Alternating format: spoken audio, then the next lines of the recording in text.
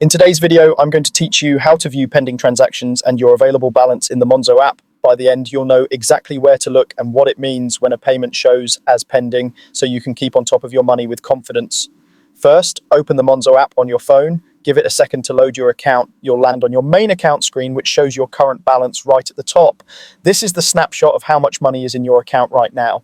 Just below that balance, you'll see your activity feed. This is the running list of everything happening on your account, shown in the order it happens. Think of it like a timeline of your spending and incoming money. It includes card payments, transfers, standing orders, and subscriptions all in one place, so you don't have to dig around for details.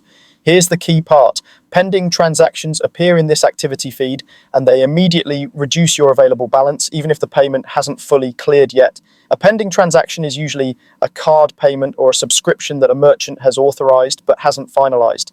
It's common with things like online purchases, free trials that roll into subscriptions, or services that take payment after providing something like a delivery or a ride. When a transaction is pending, the amount is set aside so you don't accidentally spend it twice. That's why your available balance goes down right away, while your main balance number may look different at first glance.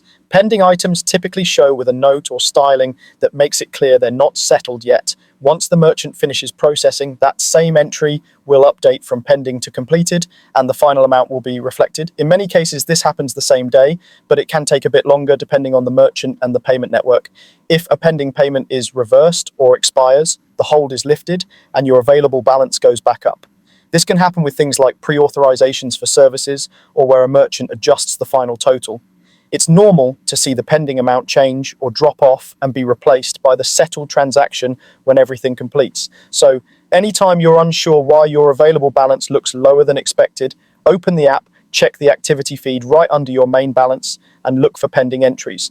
That quick glance will show you what's reserved, what's completed, and what's still on the way, helping you plan your spending with clarity.